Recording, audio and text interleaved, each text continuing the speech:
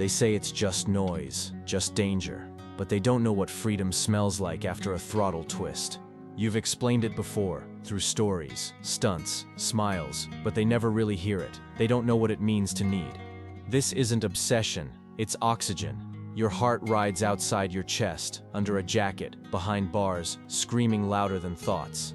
They don't get it, but maybe this will help. Maybe they'll finally understand what it means to love a machine. Chapter 1. When it first hit. That moment you first rode, everything changed. You didn't just start moving, you became part of something completely unexplainable and endless. You fumbled, stalled, tried again, not because someone told you to, but because something inside screamed louder than logic every single time. This wasn't a phase, it clicked. Something sacred about leather, rubber, torque, a bond you never had to explain to anyone. They laughed when you said it felt like flying. But when you touched the clutch, your spirit finally escaped gravity forever. Obsession? Maybe, but not for speed, for clarity. That second the key turned, the world silenced and finally started making sense. You saw yourself differently, reflected in glass, behind a visor, wrapped in horsepower and silence, combined into something deeper than adrenaline. While they slept, you rode, because your soul doesn't rest without that engine prayer humming beneath your ribs before daylight breaks. It wasn't glamour, it was grit, tools, oil, dirt, a love forged in late nights and calloused hands beneath fluorescent garage lights. They'll never get why you're smiling at 100 km/h. That's the grin of soul meeting machine, perfectly in forward motion.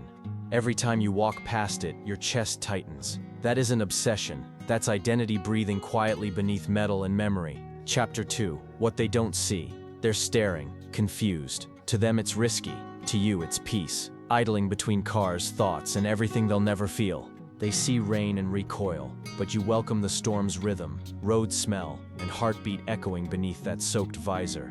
They think night is for rest. You know better. That's when cities speak clearly, and engines finally get to whisper. You're not even riding, just existing near it. They wouldn't understand how just being close to it makes you breathe. To them, running empty is failure. To you, it's another reason to stop. Refill, reset, and keep going louder. You ride until silence hits. Only then do you hear your pulse syncing with starlight, steel, and wind in harmony. They don't hear it cooling, ticking, breathing. You do. It's not just a ride, it's a dialogue, and you're fluent. Fog doesn't scare you. It hugs the road like a secret. You glide through it like someone made for the unknown. What they call distance, you call calling. That's where everything you feel meets throttle, breath, and silence in perfect sequence. You don't quit, you pause. They think it's over, but your obsession doesn't end when the ride does. It waits. Chapter 3. Built different for this. They take time getting ready. You transform, zip, snap, tighten. Every piece turns you into someone they'll never understand. They grip things loosely. You hold your purpose with burned fingers, stubborn faith and torque that won't loosen even under pressure. They complain about bumps. You feel everything. The road's voice, its imperfections, because numbness isn't welcome where passion lives. They see danger. You see vantage. You've never been scared of edges. You've only feared not pushing toward them fast enough. To them it's messy. To you it's a badge, a map of everywhere you've dared to go without hesitation. They panic when things break. You tighten your jaw, flex resolve, and rebuild what failed because that's what riders do mid-journey. They want clean, you want marks. If your ride doesn't leave a trail behind, did you even speak to the ground? They cut corners, you chase them. You've always believed truth lives in the lean, not the straight and easy lines. They see plastic, you see ritual, memory, and armor, everything protecting you from the world and sometimes from yourself. They think you're escaping something. You are, but not out of fear. Out of instinct. This is how you survive. Chapter 4. You're not like them. They talk to fill silence. You ride through it. That's where your mind clears, and your heartbeat stops lying. They drop things without meaning. You drop things with weight, memory, and connection. Every item is a timestamp they'll never grasp. They close garage doors when skies shift. You crack yours open wider. There's beauty in riding through the tears of earth. They chase light. You become it. Your shadow doesn't follow. It leads, racing ahead before your tires even get there. They avoid incline. You live for it. Every uphill climb proves your engine's faith matches your soul's stubbornness perfectly. They flinch at speed. You calibrate peace in numbers rising, heart sinking and breath sharpening against a wall of wind. They sit idle in lines. You split through stasis, because stillness was never built for riders wired like this. They remove hats. You remove armor. That's not sweat. It's proof you fought gravity and came back whole and conscious. They follow trails. You carve them. Boots landing where only obsession, grit, and instinct could ever convince rubber to wander. They reflect to regret. You reflect to understand. Because the road always shows you who you really are. No filters. Chapter 5. This is everything. They refill to drive. You refuel to breathe.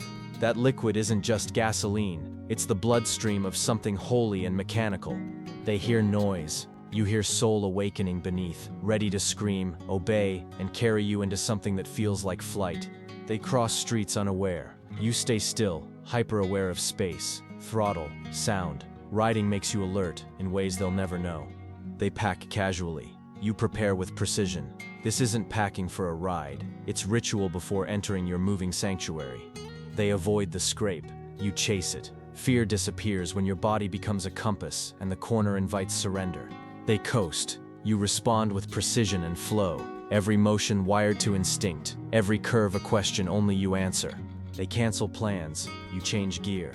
Rain is not a stop sign. It's permission to prove yourself again and again. They stare at the bike, but they're not seeing a machine. They're seeing obsession cooled into chrome and unspoken thunder. They clean things. You ride through grit and proof. Every speck tells a story that polish could never explain. They sleep. You sit beside your bike, silently watching the stars reflect off fuel, chrome, and everything that makes you alive. Chapter 6. What keeps you going? They stand still too long. You lean forward. That first tilt into balance tells your entire body, we're alive again. They breathe to survive. You breathe to ignite everything inside, calibrating your mind with the rhythm of acceleration and fear. They don't understand speed as therapy, but you do when everything stretches into color and the world finally falls quiet. They hear wind. You hear applause. The trees don't move for anyone else, but they bend when you pass through. They stop to quit. You stop to feel. Stillness after motion reminds you what it costs to carry obsession. They spin wheels. You spin with control, direction, intention. Even chaos submits when your tires choose the path without apology. They put on gear. You gear up like a warrior, not for protection, but to honor the ritual of readiness. They watch temperatures rise. You track your bike's heart.